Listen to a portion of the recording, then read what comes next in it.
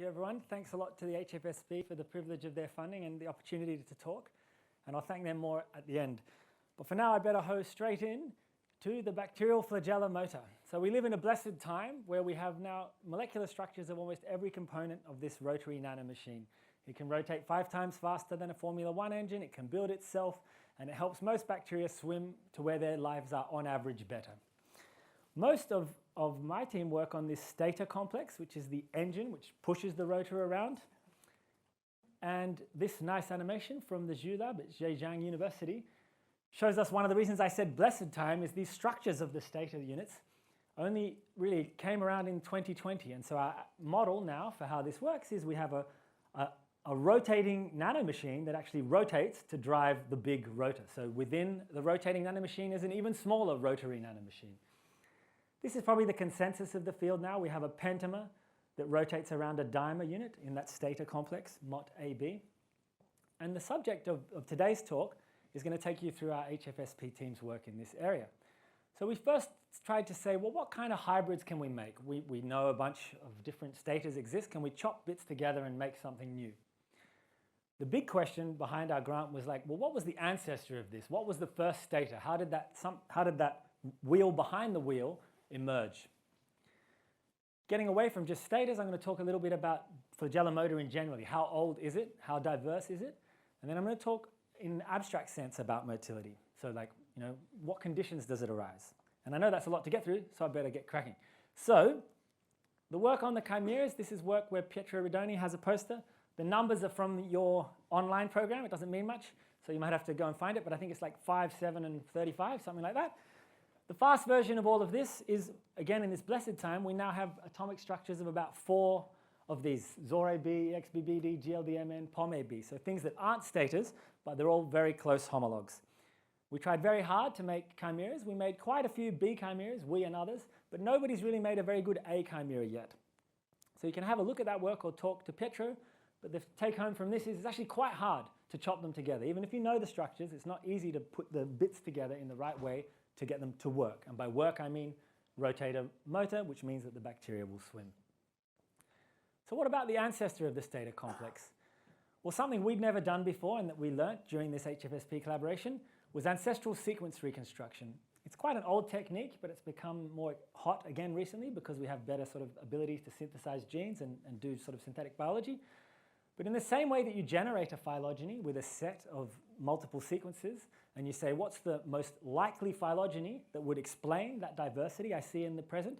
You can take a phylogeny and a sequence alignment, and you can say, well, if I were cared about this one node here, what's the most likely ancestor that would explain that diversity given that tree? At that point, with a bit of validation and sanity checking, you can buy the gene, and if you're lucky and you work on an in vitro system, you can then do a lot of protein biochemistry with that, and you can see, does the enzyme work in the way I think it should? We prefer to do it in vivo, which is more challenging because it's not like, it makes it more like Jurassic Park, which is cool. But of course, Jurassic Park was a whole dinosaur that was ancient. It wasn't a frog with one protein from a dinosaur, right? So it's not necessarily the case that your ancient protein is going to work in that contemporary organism. So we started with MOT-B, and we were very conservative because we didn't really know much about this. So a lot of people in ancestral reconstruction care very heavily about a good phylogeny and exactly what happened.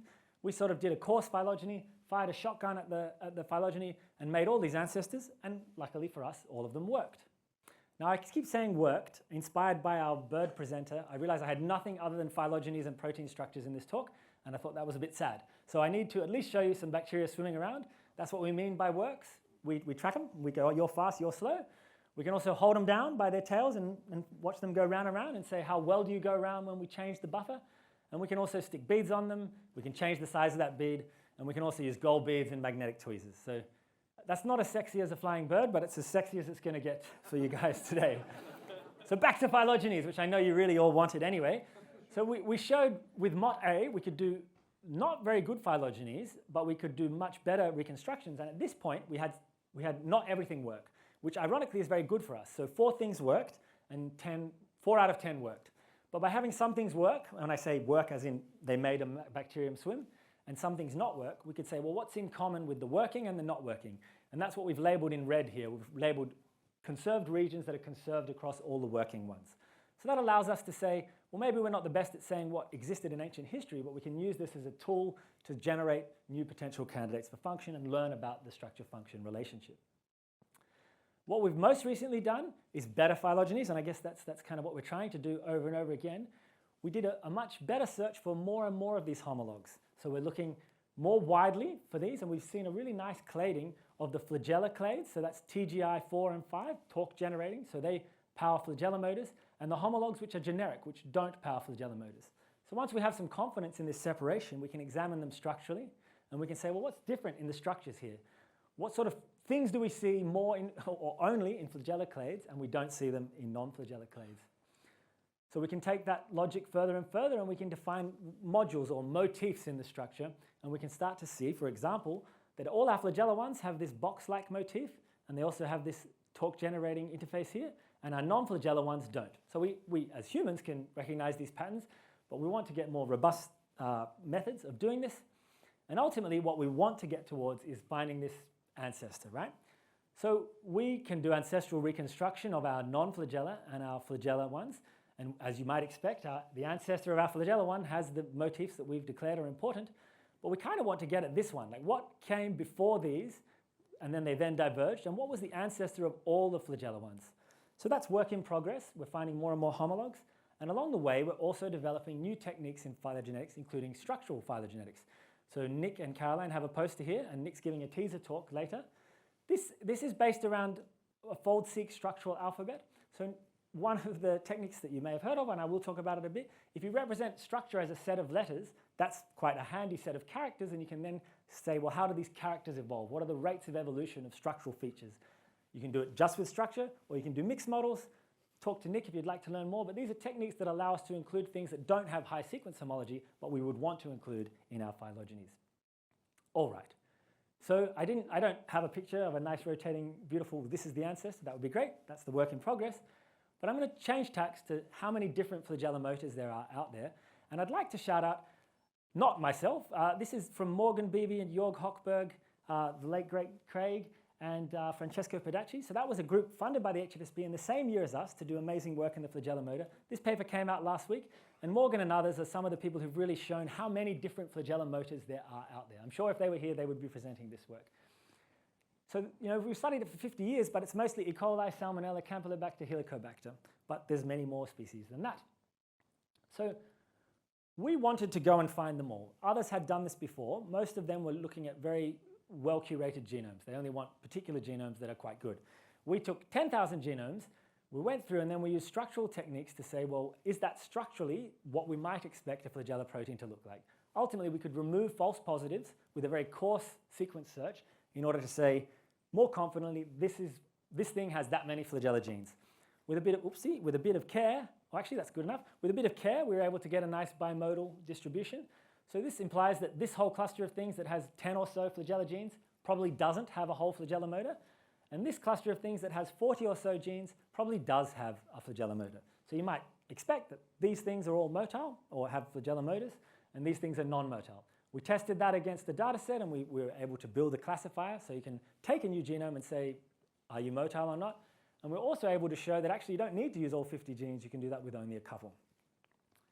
This is where Luke McNally from Edinburgh comes in, and he taught us about trait analysis. So once we have that information in the present, we can overlay that on a tree of life, and we can say, well, how far back does the flagellar motor go?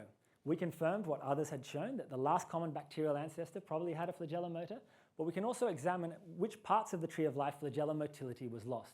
And we can also say, like, which bits did it lose in order to be lost. We can measure the rates of gain and loss, and let's have a look at an example here. So fly I is a homolog for ATPase, so it exists everywhere. So that's blue. Blue is, you've got it. So blue is everywhere. And fly C is the propeller of the flagellar motor, basically.